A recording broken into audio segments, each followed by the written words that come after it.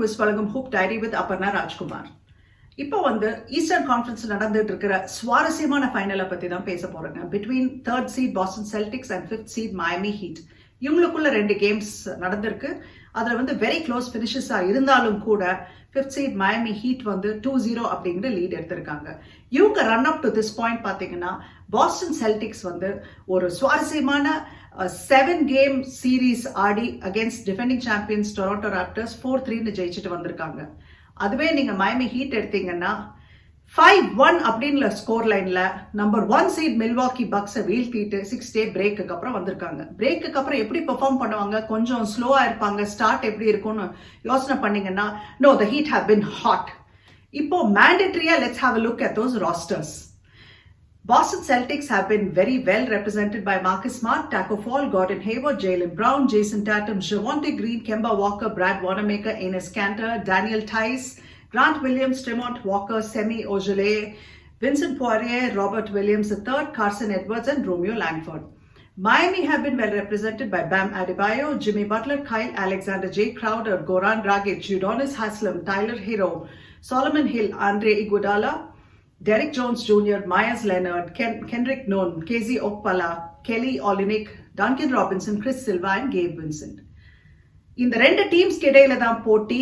அவங்க என்ன கோர்ட்ல பண்றாங்களோ அதுதான் நம்மளுக்கு ஒரு ஃபீஸ்ட் அப்படின்னு பாத்தீங்கன்னா இல்லைங்க. பிஹைண்ட் த பெஞ்சஸ் நடக்கிற பல விஷயங்கள் இந்த பெஞ்ச் நடக்கிற பல விஷயங்கள் could contribute to the victory or the loss of the team.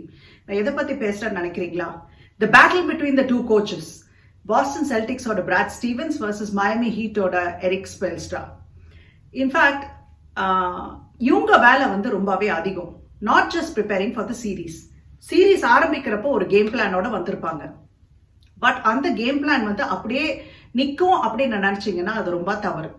ஒவ்வொரு கேமுக்கும் மாறும், பிட்வீன் த கேம்ஸ் மாறும்.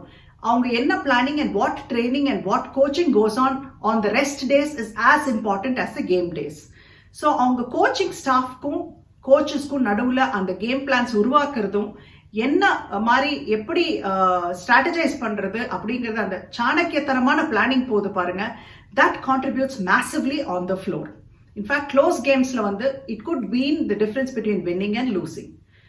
ஹீட் பாத்தீங்கன்னா இது வரைக்கும் இது நல்லா புரிஞ்சுக்கோங்க, 100 பொசிஷன்ஸ்ல 10.5 பாயிண்ட்ஸை அதிகரிக்கிறாங்க on the offensive end compared to regular season during the playoffs. அப்படின்னா they have upped their offensive game.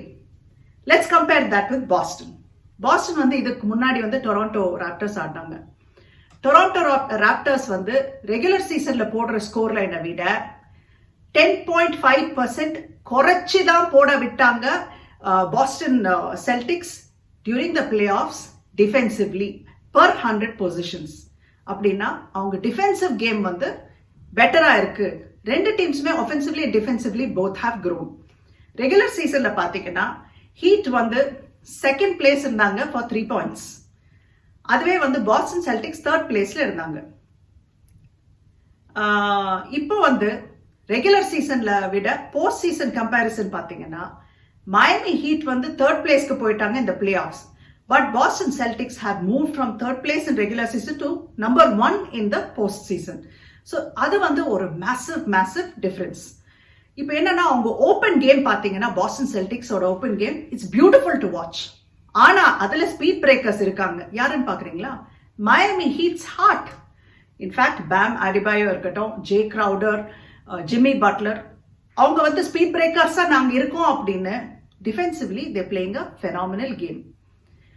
Tailor Herro எடுத்துக்கோங்க. இன்ஃபேக்ட் எக்ஸ் ஃபேக்டர்ஸ் யாரு அப்படின்னு கேட்டீங்கன்னா நான் ஃபர்ஸ்ட் கேம்ல என்ன சொல்லியிருப்பேன்னா மயாமி ஹீட்டுக்கு Tyler Herro could be the X factor and Marcus smart for Boston Celtics சொல்லியிருப்பேன். Tyler Herro did not get the memo that he's just rookie. Rookie இப்படிதான் ஆடணும், கொஞ்சம் ஒரு நாட் கெத்து காட்டக்கூடாது அப்படிங்கிற மாதிரிலாம் nobody gave him that memo. He didn't get it. He played a hero's game. So Tyler Hero stepped up. Marcus Smart stepped up for Boston Celtics. Second gameல Kemba Walker could have been the X factor ன்னு சொல்லலாம். But அது game to game productivity requirement and efficiency keeps changing. என்ன கேட்டா இங்க X factor வந்து the coaching strategies, both the coaches and the ideas and the game plans they come up with is the X factor in this league, in this series. Defensively பாத்தீங்கன்னா definitely Boston Celtics are missing the services of Gordon Hayward. அவர் first game first roundல வந்து between போர்ட்லண்டோட ஆடிட்டு இருக்கிறப்ப right ankle sprain ஆகி he was listed as out of the series for a while and maybe he is now day to day and the status இன்னும் நம்மளுக்கு update ஆகல. He could be back for the series. But which series அப்படிங்கிறது depends on Boston's performance now. Jimmy Butler எடுங்க. Jimmy Butler is not the best in the league. He's not the best scorer. He doesn't have the best assists. ஒண்ணுமே கிடையாது. But Jimmy Butler plays with heart. என்னடா Buttler நம்ம கேட்டா அவர் நம்ம கேட்கறது கொடுப்பாரு அப்படிங்கெல்லாம் கிடையாதுங்க. He is serving it hot and with cold ice in his veins. அந்த மாதிரி ஒரு performance, Jimmy Butler doing everything it takes for his team. In fact, Boston-ஓட bench நீங்க பாத்தீங்கன்னா it's got a very deep and versatile bench. Coach Spoelstra வந்து he has done a brilliant job. யாரை எப்படி use பண்ணா என்ன ரிசல்ட் கிடைக்கும் அப்படின்னு they don't mind cutting down on the minutes. They don't mind doing role playing on the floor rather than being the hero themselves. So அது வந்து is working out beautifully for the Heat.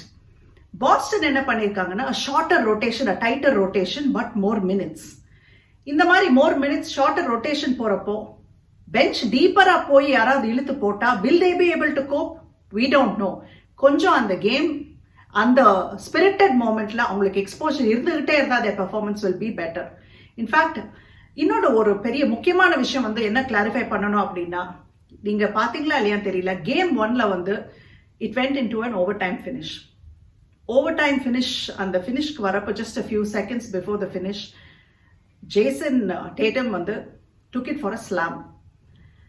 While the ball was in his hand and as he was about to slam, Bam Adebayo happened again. அருமையான ஒரு black. அந்த ஒரு black வந்து அந்த game ஓட மொமெண்டத்தை முறிச்சு in fact took the game away from Boston Celtics அப்படின்னு கூட சொல்லலாம். They did not have a chance to recover from that or try to make up on the and make another basket and level scores once more. Bam Adebayo was a hero of the moment. பல பேர் வந்து said that it is a goaltending. I beg to differ. goaltending கிடையாதுங்க. ஏன்னு சொல்றேன் பாருங்க. In fact நான் இந்த photos 2 share பண்ண போறேன், நீங்க அதுல நல்லா கவனிங்க. கோல் டெண்டிங் எப்போ நடக்கும்னா ஒரு பிளேயர் ஷாட் எடுக்கிறப்போ அவர் கையை விட்டு அவுட் ஆஃப் ஹிஸ் கண்ட்ரோல் பால் போனதுக்கு அப்புறம் டவுன்வர்ட் டிசென்ட் வர்றப்போ அந்த டிசென்ட்டை தடுத்தாலொழிய கோல் டெண்டிங் கிடையாது. இந்த சிச்சுவேஷன்ல கோல் டெண்டிங் ஏன் நடக்கலன்னா Jayson Tatum had complete control of the ball while going for the slam.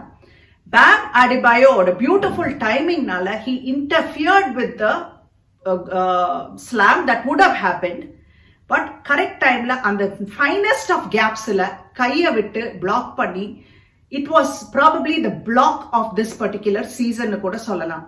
So definitely guys, it is not a goaltend and that was a legitimate victory for Miami Heat. Second gameல நீங்க பாத்தீங்கன்னா again a close score. Jason Tatum had the chance to make it in the end, but they ran out of time அப்படின்னு தான் சொல்லணும். The Heat played with more heart. Heart on the court translated to a victory. So இந்த மாதிரி ஒரு சுவாரஸ்யமான playoffs போய்கிட்டு இருக்கு. May the best team win. See you in the next episode. Thank you.